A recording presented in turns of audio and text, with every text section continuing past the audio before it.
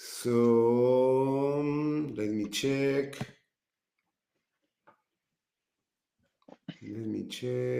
Seems to be. Let me check if everything is okay. Yes, let me now check one thing.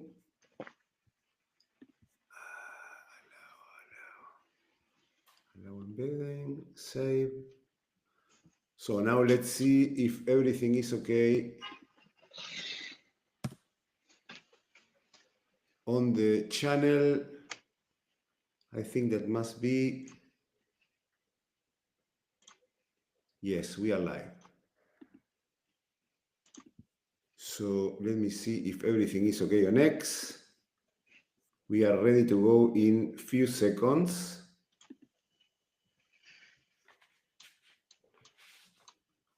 We are ready to go in few seconds. Let me check if everything is okay. Excellent, excellent, excellent. We are okay. We are ready to go and we are live. Hello, this is the Bitcoin Libertarian. Our guest today is Joseph. Joseph is from Trezor Academy, the educational initiative powered by Trezor, the leading hardware wallet provider. Launched in 2024, Trezor Academy focuses on accelerating Bitcoin adoption through free in-person workshops worldwide with a special emphasis on the global south and emerging communities. They already run programs in over 20 countries, graduating hundreds of students in topics like self-custody and Bitcoin fundamentals. Today, we will talk about the importance of education for the hiperbitcoinization. Joseph, welcome. Hello, thanks for the invite. Thanks for being here, and let's move to the first question. The first question that I do to everyone, Joseph, is how were you orange pilled? So I was orange pilled to the largest extent probably by Andreas Antonopoulos when he came to Prague in 2016. There was a long-time conference going on called Hackers Congress Prague. And yeah, Andreas came in 2016 and he had one of the most powerful speeches I ever heard. So since then, since 2016, I started to pay attention to Bitcoin, eventually writing my own book on Bitcoin. And yeah, so but I wouldn't say there's like one single moment. There's like a couple of strong moments, a lot of very good teachers, Bitcoiner friends, and you just go deeper and deeper. Yes, I think that, as you said, there is not one moment. Is gradually, as I always say, becoming a maxi is like falling in love. You gradually go deeper, and you go deep in the rabbit hole. And when you realize you're already all in and you cannot stop talking about Bitcoin. So can you start by telling us about the origins of Trezor Academy? What inspired Trezor to launch the educational initiative? Yeah, so I have a pretty good answer to what was the motivation, because the motivation was Alex Gladstein's book, Check Your Financial Privilege. Alex Gladstein is the strategic director of Human Rights Foundation. And I met Alex back in 2022 in Miami, Bitcoin 22. His book just came out, so I had a good fortune to read the book right before the conference, then talk to Alex. He invited me to Oslo for the Oslo Freedom Forum, which is an human rights foundation conference every year in Oslo. I've been visiting that conference ever since, and basically what Alex brought to the table back then was this human rights aspect of Bitcoin. And he showcased that Bitcoin is actually being used as money in the global south, in very unprivileged countries, very unprivileged communities across Africa, across Latin America, in totalitarian countries. And as a as a fellow libertarian, such as you, I like this really reignited my passion for Bitcoin, because I was a libertarian before I was a Bitcoiner. So like a couple of years ago, these two worlds merged beautifully, and I just knew I had to do something like that, because was working like in the Bitcoin space for a couple of years, but having the opportunity to accelerate freedom as well as financial freedom, that was the main motivation for me to basically bring up the idea of Trezor Academy to the company, and the company loved it, so we launched it. And yeah, so now we are running Bitcoin education in Africa, Latin America, and all the places where there otherwise wouldn't be that much Bitcoin education. Yes, I think that I come from Latin America, even though I'm based in Hong Kong, I'm Argentinian. That, by the way, we have the first ever libertarian president in history. And I know that we don't have financial education. It's not even Bitcoin education. It's financial education. Today, I was watching a video from an Argentinian economist trying to explain about how to save money, these basic things. We don't have this education in Argentina, and the time preference. That's why we need to give the cultural battle to push these ideas, especially in this part of the world. And how does it tie into the company broader mission of promoting self-custody, the educational initiative? Yeah, so yes, we promote self-custody, but we also promote just general Bitcoin education and, as you say, financial literacy as well. Because people tend to learn about the value of savings in general through Bitcoin. Because I believe, as you said, in many places like Argentina, it just doesn't make sense to save in the local currency, because it's just meaningless. You will lose the purchasing power in a couple of months. So a lot of people are learning about the nature and the value of savings through DCA, through Bitcoin savings. So it ties to the values of the company, because one of the main values of the company is just empowering individuals around the world through Bitcoin education, through owning their money, through self-custody. And I mean, Trezor Academy is just an educational nonprofit for the company. We felt that we need to give back to some extent, because the company has been around for more than 10 years now. One of the first Bitcoin companies in the space, running strong to this day. One of the strongest in the self-custody space. So we wanted to basically keep the momentum going for the Bitcoin adoption worldwide. And yeah, as I said, like the motivation was Alex Gladstein, the work he does with HRF, and we saw that that is where we could provide some value back to the community. And as a libertarian, when you discover, because it happened the same to me, I was libertarian before Bitcoin, when I was studying at the university. When you discover Bitcoin, did you think that Bitcoin was the missing piece of the puzzle for the libertarian ideology to be useful for the world? Oh yes, very much.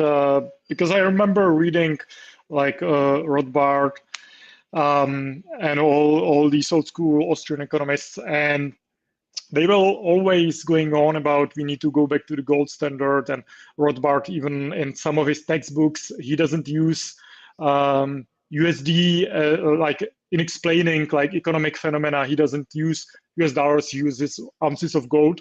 So that was always seemed like funny, but quite natural to me, because yeah, that's the sound money. But the missing piece was always, how do we get back to the sound money standard? Because of course, reinstating gold standard would require a big cooperation from the governments, which just isn't going to happen. Because gold standard to large extent, I believe, needs governments, and that's what was its undoing in the end. So Bitcoin as a sort of digital gold, I don't really like that comparison too much, but it works to this extent, because it's basically like gold that you can teleport around and doesn't need these authorities to carry it around, to safeguard it, to verify it. So yeah, Bitcoin is definitely the missing piece of libertarianism, anarcho-capitalism, Austrian economics.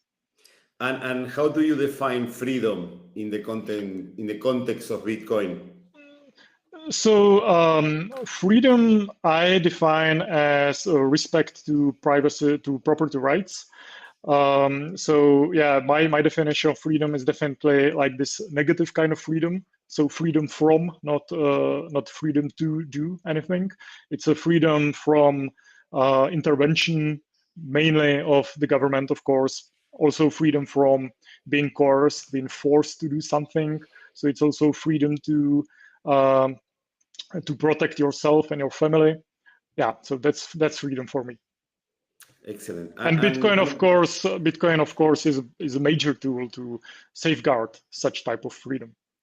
Yes, because again, I repeat always that this is the only real property that you can own, because even a house, the government can take it, even take it as a communist, or if they have a plan to build a highway, they take your house, they Yeah, give you the money, but they move you. With Bitcoin, you cannot, they cannot, Bitcoin is yours, and especially with the self-custody. So I think that teaching money, teaching saving, and teaching self-custody are the main tools for the people to be free. yes, of course. And as you mentioned, like real estate property rights, it's a total joke, especially in Europe, especially in the place where I live in Czech Republic. You think you own a house or a land, but you need to ask for permission to do anything on the land. So if you want to expand your house, if you want to change the type of windows that you have, you always need to ask for permission. So that's not a property. That's just a long-term rent from the government. So yes, that doesn't happen with Bitcoin. With Bitcoin, you can truly own it. You can carry it around the world. You can send it to whoever you want. Yes. Now, what you mentioned about the what happened in Czech Republic happened the same in Argentina. In Argentina, if you do some small construction in your house, probably the municipality is taking pictures from the air, and they say, "Oh, this was not there. It's not declared, and you need to pay more taxes." And yes, it's not. You cannot even do whatever you want with your property. And walk us through a typical program from Trezor Academy. Of course, yeah. So the way it works is I look for Bitcoin educators from around the world. As we said, the global south. Mostly it's Africa, but a lot of activities in Latin America as well. But let's say it's Africa. So the way it usually works is I try to travel to all the Bitcoin conferences on the African continent. So stuff like Africa Bitcoin Conference or Adopting Bitcoin Cape Town. I was also in Cameroon recently. And when I'm there, I try to become friends with the local Bitcoin educators, and we propose that we can run the Bitcoin meetups with those local Bitcoin educators where they teach the material. I have written it. It's a Bitcoin-only focused educational program for newcomers, and these local educators basically do all the work on the ground. They book a venue. They get a group together of like 20 to 30 highly interested people, but who are still newbies. And then they will teach 3 Bitcoin meetups, in-person physical meetups. Usually we do it 3 weeks in a row, maybe every Saturday. And they will the participants will learn about why Bitcoin matters. So the explanation of what's the problem with the fiat monetary system. So why Bitcoin matters, how to use Bitcoin, self-custody versus custodial wallets, Lightning versus on-chain, stuff like that, sending some sets around. And the third meetup is focused on what are Bitcoiners to do. So what are the educational resources, how to get involved, how to maybe find a job in Bitcoin, how to start a circular economy, what kind of podcasts, books to listen if you want to get involved more. Yeah, and so we've seen a major interest across African communities, and it relies heavily on the persona of the teacher, basically, how well respected he is in his community, what kind of group he can put together, he or she, and yeah, how proficient these educators are in terms of Bitcoin. But as I say, I try to get these educators at the Bitcoin conferences. So usually you meet some very good, very enthusiastic Bitcoiners at such events. And we've been, I would say, quite happy with the teachers that we work with. Yes, I think that I got your contact from Joshua, from, I think that is from Mozambique, that he is yeah, with maybe Trezor that's Academy. Botswana. If it's Josh Botswana. Vasquez, yeah, so that's Botswana. Botswana. Yeah. Yeah, He's a Botswana. great guy. Yeah, he's a great guy. I'm still waiting for him to accept to be part of the podcast, but now in Spanish, because we had in English. And yes, I like all the things that they are doing, because are crucial for the community to learn all these topics that sometimes people think that are super difficult. Probably people think that they are not from them, because thinking about money and saving is for the people who has a lot of money. But with Bitcoin and understanding what is Bitcoin and understanding the compound effect, you discover that you don't need a lot of money to buy Bitcoin. Yeah, and as I said, really like the most important factor in doing like grassroots Bitcoin education in the global south is having a great local teacher who explains Bitcoin in local contexts, sometimes in local languages. We do have also the program translated to multiple African languages, because sometimes English is a problem, French is a problem, even though it's a national language in the country, because we run the program in townships or like slums, very poor communities. So a lot of people in these settings don't speak the national language, and they will speak just like some local language. So we need like locals that are capable of that. So there's like a language barrier, there's financial literacy barrier, and also a very high trust barrier, because there's a lot of scams also targeting poor people in these communities. So Bitcoin sometimes has this association with some kind of Ponzi scheme that has been around for years. So the local educators need to have some pre-established trust and continue on building on this trust, so that the participants understand that this guy isn't going to scam me. He's actually trying to hand over some insights, some knowledge. So yeah, that's very important. It's very community-based, very trust-based. And the educators you pick up, or some people can approach you and say, okay, I have this community around in that place, or I have this project, and you probably can give them a go-to. Yeah, that's also how we've met some of the local educators. We have a form on our website, on the Trezor Academy website, where anybody can apply to become our teacher. There's definitely much more applications that we are capable of satisfying. Our budget isn't limitless, sadly, but we've met some really great people just through the Google form. Then we usually have a call, and we chat about what's this guy's background in terms of Bitcoin education, organizing meetups, doing local community organizing.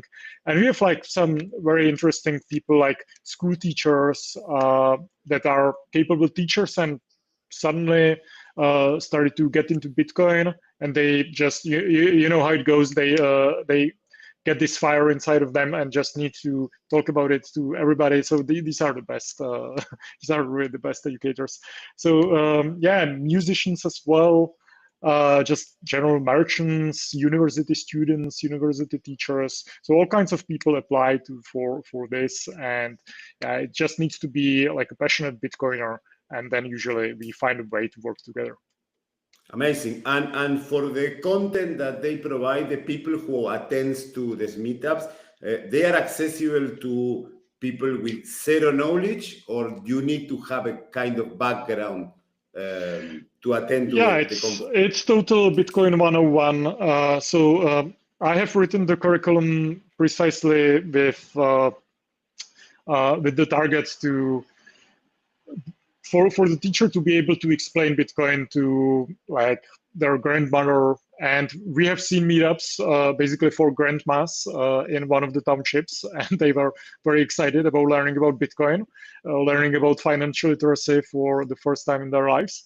So yeah, it's very accessible. It's not technical at all. There's some like hands-on stuff, just installing like a Blink wallet and sending some sets around, wiping the wallet, recovering from the seed. So really like basic stuff that anybody can do if they can use the phone. If they have a phone, doesn't even have to be a smartphone, because you can use Bitcoin on a feature phone, on the dump button phone in Africa through the Machankura project. So there's really basically no obstacle, definitely no like technical proficiency is needed. And that's the beautiful thing about Bitcoin today, because the ecosystem has progressed so far that actually anybody can use Bitcoin. Of course, anybody can use Bitcoin, and that's the main ethos of Satoshi and how Bitcoin was designed. So you don't need a space technology to use Bitcoin. You just can have a node with an old laptop. You can use Bitcoin with an old mobile phone. That's the amazing thing of Bitcoin. Yeah, precisely. That is for everyone. And even though it's super easy now to use Bitcoin, again, we need a lot of education because we have only which percentage of the world using Bitcoin? 5%, 8% of the world? Yeah, I would say 5% is a very optimistic number, but maybe, yeah, it's single digits, definitely. Yeah, that's why we are here. We need to orange pill, as I always say, we need to orange pill 8 billion people. We need to onboard everyone into Bitcoin, because it's the only way that humanity can progress and can keep growing in time. And you run programs over 20 countries and mostly in Africa. What unique challenges and opportunities you encounter in these kind of countries?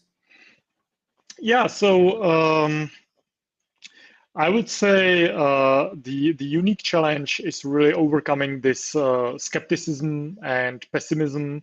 A lot of people in a lot of African countries, especially, have this idea that it's just too good to be true if they get approached, that there's like some kind of free education where you will actually get some refreshments. And I've learned that's very interesting. I've learned that if you are doing any meetups and kind of meetups in Africa, there needs to be a refreshment. Otherwise, people won't come and they won't stay. There needs to be like some drinks and some food, like non-alcoholic drinks, but some dinner. There needs to be food. So that's one of the requirements that we have with the organizers to basically provide that. But it's a given usually, and it sort of seems too good to be true to the participants that we are not selling them anything. We are not selling the devices. We are not even like proposing that they should consider purchasing the devices. It's just a really non-profit educational project. So and usually that just doesn't happen in many people's lives if they live in Africa, especially in poorer communities. So overcoming this skepticism that this is just too good to be true, it's some sales event, or even worse, it's like some scam. That's the hardest part, basically. And that's also, again, why it is so crucial to run these meetups through locals that have some local reputation, some local trust. Otherwise, the language barrier as well, we've learned that early on, that even though it seems like half of the Africa speaks French and half of the Africa speaks English, it's actually much more complicated. And especially if you don't want to run the meetups only for like the middle and higher class, which isn't our goal. We want to do it for truly like the unprivileged. So we run the meetups in the township. So we need the local language resources. That's why, for example, recently we have translated one of my books to Swahili, which is a very popular language in the East Africa. So one unique obstacle is that we have quite a lot of language versions of the course now, and it's quite hard to keep track of if everything is updated. And so right now, we're trying to partner up with the Plan B network, which is very great, one of the best education platforms out there, to basically address this problem, to just reconcile all the regional language versions so that we can keep track of everything. So I would say these are the two unique problems for our program: overcoming the distrust and just handling so many language versions of the program. And what is more difficult for the people or for you as an educator? Teach about Bitcoin or try the people to stay away from the shit coins and all this crap that like is more funny than Bitcoin, but we know that it's like a casino. Yeah. Well, it feels to me like shitcoins have been dying for the past couple of years. It just doesn't feel like it did in 2017 or 21. Like there's a lot of scams going on, but it feels like nobody's really that passionate about it anymore.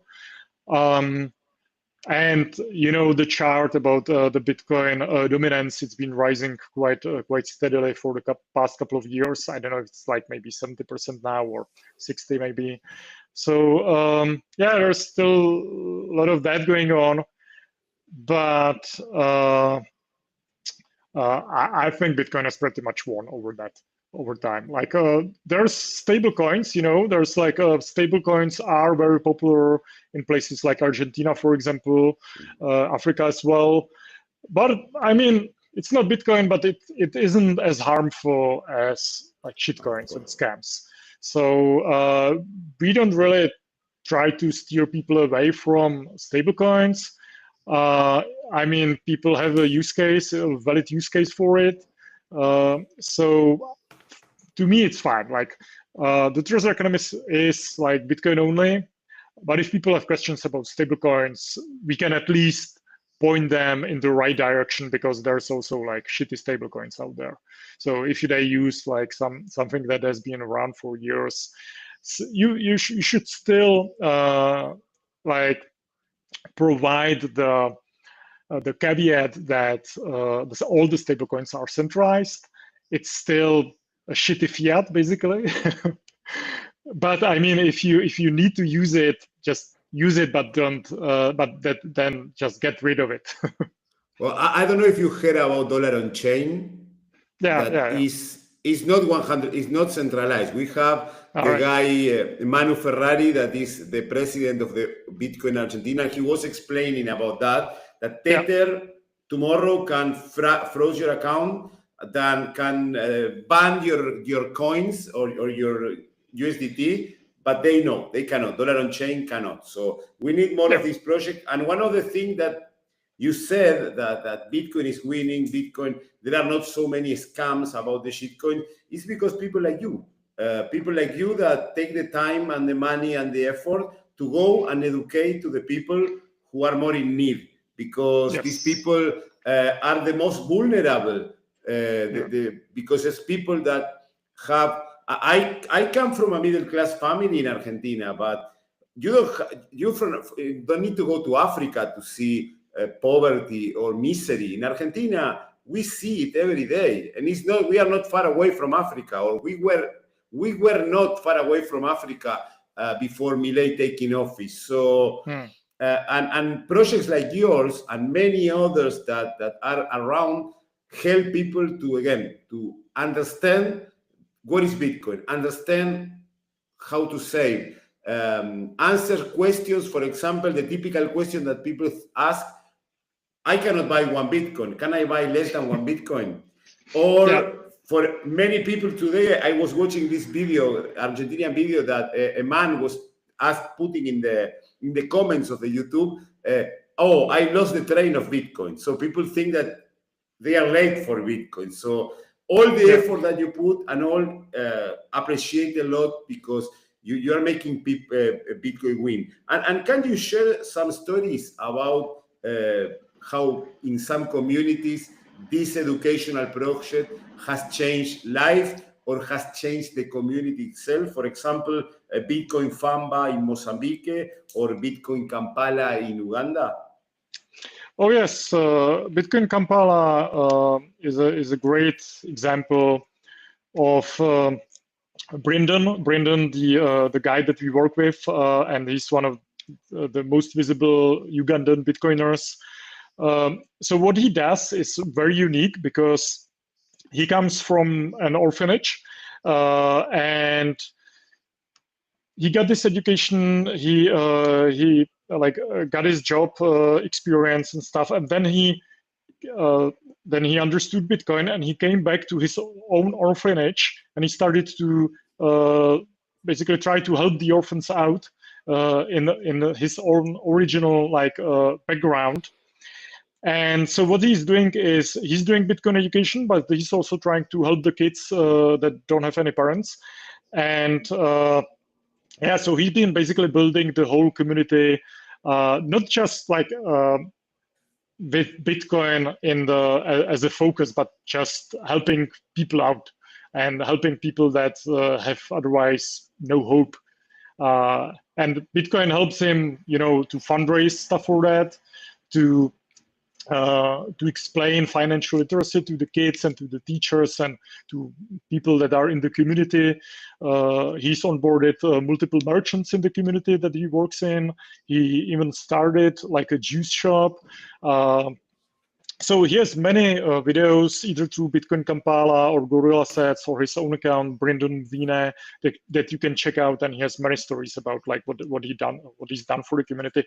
Right now, he's trying to save like an elementary school in Uganda. And he's fundraising among Bitcoiners to basically help out with that project.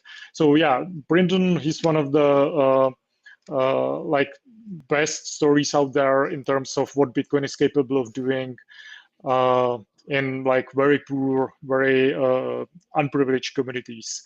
Yeah, and we've seen like multiple stories like that around Africa, but Brendan is one of the best. Yes. We can call him out so he can be telling the story here in our stream. Oh, yeah. I love talking with people from Africa or from Latin America because now we are in this hype. Last week just finished the Bitcoin conference here in Hong Kong, Bitcoin Asia. And for me, even though I'm not against the treasury companies, I'm not against the big money coming to Bitcoin because it puts it mainstream and that's what we need. And we are all of the same team. But I come from the affiliate marketing background and this conference for me looked like an affiliate marketing conference. So not without models. So, but I like that. But I think that when I talk with these people from Africa or from Latin America, the educational projects, is that you see the real ethos of Satoshi. You see that they are the people for why Satoshi created Bitcoin.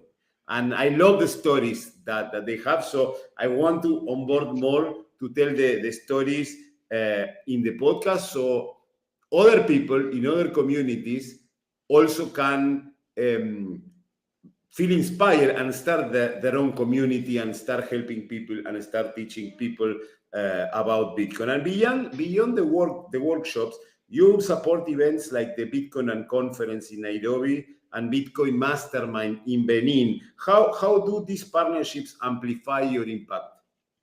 Yes, so both of these events are organized by our educators that we work with in Trezor Academy.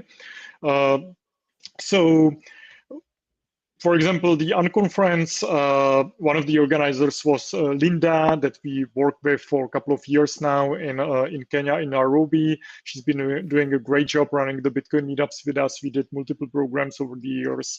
So if someone like that asks for sponsorship of the events, of the event that they are going to run, usually we know that they are going to do a great job because yeah, we understand how passionate they are. So and also, yeah, as to your question, how it amplifies what we are trying to do. So Trezor Academy is mostly focused on newbies and just basic newcomers. Don't need any financial literacy, don't need any digital literacy. They will learn that as they need to. But partnering up with specific projects like the Bitcoin conference or the Mastermind or BTC Dada in Kenya, these are usually targeting like specific groups that are maybe a little bit more advanced or have some specific needs. And that's what our program doesn't really address, and that's not the goal of the program. Our program is like the early funnel of Bitcoiners, basically just explaining the Bitcoin one-on-one to newcomers. But then they usually need to, after they think about it and understand that Bitcoin isn't like some kind of nonsense, they usually would like to continue with their journey. So there's stuff like these specific conferences, specific programs, specific trainings that we like to partner up with, because they continue the progression, continue the advancement of the people that usually have come through Trezor Academy before. So yeah, we do like to partner up with like passionate Bitcoin educators that know what they're doing and that can fit the program to specific people. Yes, and talking about the programs, you said that there are 3 or 4 meetups. These are like only one time, or they repeat? For example, this month we have 3, next month another 3 again, something like that. Yeah, usually it's one time, but if we are very happy with how the organizer works, then usually we repeat the program a couple times a year, but we always ask for, there should be like most of the people that come to these meetups should be newcomers, so that it's not always the same group, because that would make sense. So for example, in Burundi, I believe we're running 6 programs this year, so every 2 months. And the guys in Burundi, it's called Free Tech Institute. They are basically traveling around the country, sometimes doing the program among university students. These guys also are part of Students for Liberty Africa, so they have a very strong connection to the student community. Sometimes they do it with like local businessmen or with local corporations. So yeah, they're really capable of like finding like a nice cohesive group that can learn together. So we're looking for like educators like that, and if they are capable of doing that, then we do repeat programs with them. Excellent. And how do you teach practically the self-custody? And what common misconceptions the student have about the hardware wallets? Yes. So the program is mostly teaching Bitcoin as such. We do have like a couple of slides about self-custody and hardware wallets specifically. And we explain it as a sort of progression, because we don't want to put people off, so that it doesn't seem like if you want to get into Bitcoin, you need to buy some kind of device, and then you need to write down the seed, and that can be intimidating. So we explain it as a progression. So if you have like just couple dollars worth of Bitcoin, or if you're a merchant that want to start accepting Bitcoin, just download the Blink wallet. That's a very nice wallet, works fine. Like a lot of people know the development team personally. They also come to Africa, to the African Bitcoin conferences, so you can meet them. So it's not like some strange anonymous team. So we recommend that wallet as the early touch point. If that works for you, if you want to get deeper into Bitcoin, then it's a good idea to maybe install a Phoenix, so like a self-custody Lightning wallet. There you will get familiar with writing down the seed, recovering the wallet and stuff like that. And if you have more than $1,000 worth of Bitcoin, then you should consider getting a hardware wallet. But we don't want to put people off in terms of you need to run a node, you need to get a hardware wallet, you need to set up a multisig. Some people do that, and it's crazy because then you will put people off. It's a progression. You need to get there. You should get there eventually, but you need some steps before that. No, excellent what you do, because I think the same, because many Bitcoiners or many podcasters or many people who is in YouTube, they talk a lot about this. You need to run a node, you need to have the hardware wallet, and to start in Bitcoin, you don't need that. So I think that probably if you go and teach how to run a node, the newbies get scared and they leave. So you need to understand attacking the problem, that is, what is money, what is saving, the power of Bitcoin that comes to solve all this kind of problem. And this leads to another question that I want to ask. Have you faced problems in terms of governments of these countries doing this program? Because if people, I know by hand, because in Argentina until 2023, we live with some kind of this kind of governments that they want to print money and control people, and Bitcoin for these kind of governments are enemies. So do you face any problem? And if so, how did you avoid this problem? Yeah, that's a great question that I don't get asked too much. And I was always worried that this is going to be the case. But so far, we didn't encounter too many problems. One of the major issues for us is we usually ship like some kind of merch and a couple of devices for giveaways. And the customs always just charge us insane amounts of money because they don't trust that somebody is basically giving stuff away in Africa. That just doesn't happen. So usually we are charged like the craziest place is Nigeria. For that, they charge us hundreds of dollars for goods that are worth like $200. So that's a big obstacle, and that happens in a lot of African countries, in Latin American, some of them as well. Otherwise, since it's a grassroots education. Not too many problems because the governments usually just don't really care like what people are like discussing. One place where we needed to be a little bit more careful was in Cuba. We have run the program in Cuba, and all the photos basically need to be without faces so that nobody gets into trouble. But like the organizers are well aware of that, so they only post like anonymized pictures from the meetups. We have run the program in Haiti. That was one of the toughest one because that place is basically or was like half a year ago, it was basically like a civil war kind of situation. So it was very hard for us to get the merch in, but somebody just smuggled it from the Dominican Republic. And yeah, the guys ran the program in the end, and that's really so inspiring about some of the people that we work with, that basically they should get out of the country because it's really dangerous sometimes to be in this place. And if you're a Bitcoiner, usually you have like means and you have the connections to get out of the country, but they are so passionate about their communities, they still want to teach others about Bitcoin. They're risking quite a lot, and in the end, these are one of the best programs that we have because people do it truly out of their heart. So to answer, the governments usually don't care that much. The main obstacle is just that some countries are really chaotic. Stuff gets lost.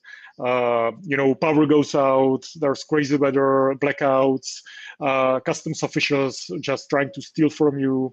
But otherwise, like the government as such doesn't really pay that much attention. Excellent. And what do you think that we need to make Bitcoin adoption massive, talking about education? I mean, I'm always for the bottom-up education, bottom-up adoption. So for example, in Salvador, I'm a big fan of Mi Primer Bitcoin, of the My First Bitcoin, because that's really the grassroots bottom-up education, and the Bitcoin Beach, what they have been doing in El Zonte. But I've never been a fan of the President Bukele's like top-down approach with the Chivo wallet, stuff like that. So yeah, we ideally would like to see like a massive grassroots adoption, but it won't happen in a top-down fashion where somebody comes in, makes Bitcoin a legal tender. I mean, it's nice from the tax perspective maybe and from the accounting perspective, but Bitcoin doesn't get adopted like that. Bitcoin gets adopted through local merchants and local people just using Bitcoin, thinking in Bitcoin, earning and spending Bitcoin. Yes, totally agree on that. That's the way that the hyperbitcoinization can happen. And let's talk a little bit about Trezor Wallet. I assume that you know about it. You are in Trezor Academy and Trezor Wallet as well. Yeah, I mean, I've been working for Trezor since 2021, and I've been using one since forever. So, yeah, I do know a thing or two about Trezors. So, and what are the main characteristics that the wallet has that makes better than the others? Oh yeah, so mostly it's that it's fully open source and always have been. And I believe being open source in terms of Bitcoin security, it's the crucial point so that anybody can validate, not trust, or verify, don't trust, verify. So Bitcoin and Trezor has always been like that. Trezor has been around since 2013, so 12 years now, always open source since day one. And it wouldn't be the wallet it is today without third-party independent auditors and just security researchers that are trying to break the wallet and make it stronger.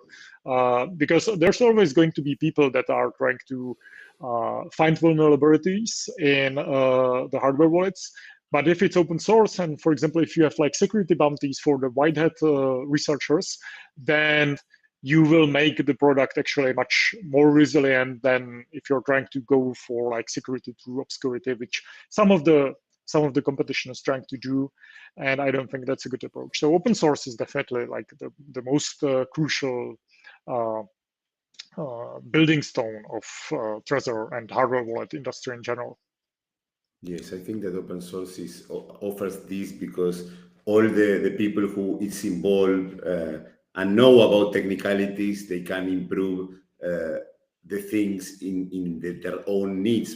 Probably a Bitcoiner is using this and said, okay, I want to add this feature, and they add it and they go to GitHub. I'm not a programmer, I'm not a tech guy, but I understand the passion of the developers who develop all these things, and it's amazing. Yeah, and as you say, you're not a programmer, I'm not a programmer, but if I'm dealing with a tool that is open source, I know I can just go on YouTube, for example, or Twitter, and try to find, I don't know, like Trezor Safe 3 vulnerabilities, and I will search for that. And I will see that people are actually auditing this type of device. And it's not just like Bitcoin stuff, it's also like messengers like Signal. That's why like Signal is much more powerful than, for example, I don't know, WhatsApp, because Signal is open source. Not sure about how open source WhatsApp is. I'm not really sure right now, but I know Signal has been open source since day one, and there's a lot of like security researchers working on that, so that I can be pretty certain that even if I don't understand what's going on, there's a lot of people that do understand, and that would sound the alarm if anything was going wrong. So that applies to Bitcoin, that applies to Trezor, that applies to anything that is that you need to be certain that is secure, and it always needs to be open source. Yes, totally agree on that. And talking about the future, what are the plans for Trezor Academy and for Trezor? Yeah, so for Trezor Academy, we are slowly, gradually expanding across Africa, across Latin America. Just one educator at a time. We don't want to do like programs everywhere. It's really heavily dependable, or heavily depending on what kind of like educators we find in the local communities. So gradually we are expanding, and when we are happy with the educators that we work with, we will do like regular programs, and help them build, basically a career out of that, because a lot of the people that we work with, also like the Plan B network works with, eventually the B Trust, they work with them. Usually they will find a job sooner or later for some Bitcoin company. So yeah, just support people like that, and it helps the local community as well if they see like you can be actually successful in Bitcoin. So that's for Trezor Academy. For Trezor, in October, we will have like a major new product reveal. I cannot say much at this point, but it's going to be very interesting. And like, there's just one point I would like to bring up. There's going to be my favorite Bitcoin conference in Africa, which is the Adopting Bitcoin Cape Town. That's in January 2026. So I would recommend everyone to just check it out, Adopting Bitcoin Cape Town. It's run by the guys behind Bitcoin Akasi and Machankura, so one of the best projects on the African continent in South Africa. And it's really one of the best Bitcoin conferences I've been to. I've been to many, many conferences all around the world, but Adopting Bitcoin Cape Town is like the true pleb Bitcoin conference. Yeah, I want to attend to a conference in Africa because I never been in Africa besides stopover with the plane, but never been in Africa, and I can feel when I talk with these people on my podcast the energy and how they are transforming lives of their communities. I'm looking forward to go to one of them someday. And as an educator, because I was picking up some a question that I was asking to the people in the conference here in Hong Kong. I want to ask you the first question that I do to all of them, that is, explain Bitcoin in just one sentence so any grandma can understand it. Yeah. Bitcoin is separation of money and state.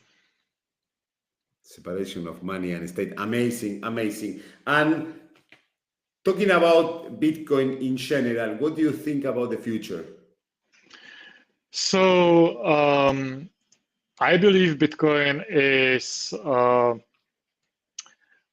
like a very crucial link that we as a humanity need to progress to the next level. Or it's not just maybe to progress, but to stop the regression, because in many ways, since the end of the golden standard, I believe like the mankind has regressed, in many ways. Also, like, I mean, very interesting book that I'm just reading right now is this one, The Bushido of Bitcoin by Svetsky. And he goes on about like the lost virtues that like the societies of today have lost basically all the connection to these ancient virtues. And Bitcoin is like a very crucial link to bring this back. So it's always interesting to think about how Bitcoin can change the society for the better. And it's just not just money. It's not just like economic prosperity. It's stuff like that. It's stuff like building more honest societies, getting more in touch with like our communities, our values. So, and like getting this kind of responsibility back to people, because with fiat and with the high time preference society that we live in, there's like very little accountability, feels like that. And yeah, this is a little bit of a rant, but it's just some of the things that I've been thinking about reading Svetsky right now. So, so far, a very good book that I would recommend. So, I mean, we're on the path to hyper Bitcoinization for sure. But it's not just about economics. It's not just about like being more prosperous, which is great. We need that.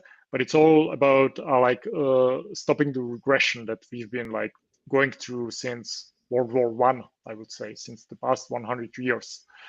And there's people that talk about that much better than I do. So people like Svetsky, Lynn Olden, Lawrence Leppard, so many great Bitcoin books that have been coming around recently. So yeah, just read, just read about Bitcoin and think about Bitcoin, and just build it into your life. It starts with the individuals and their families and their communities. think about who you are, who you want to be. And that's the beautiful thing about Bitcoin, because it's a catalyst to change your life. If you understand, like, if you really understand it, then you can become Yes. like whoever you want to be.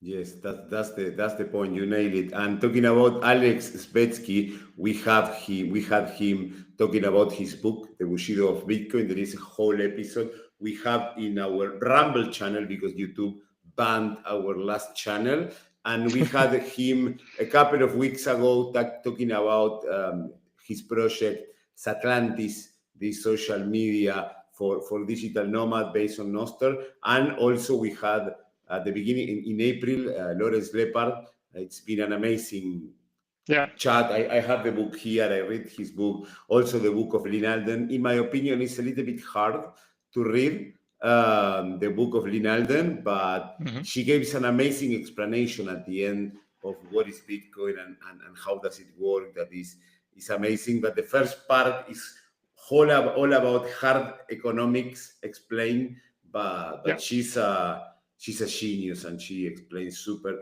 good. And talking about let's move to the last question that I do to everyone is, if you have the chance to talk with Satoshi Nakamoto, what would you ask or say to him, her, or them? Yeah. I mean, I don't think anybody should be able to ask Satoshi anything.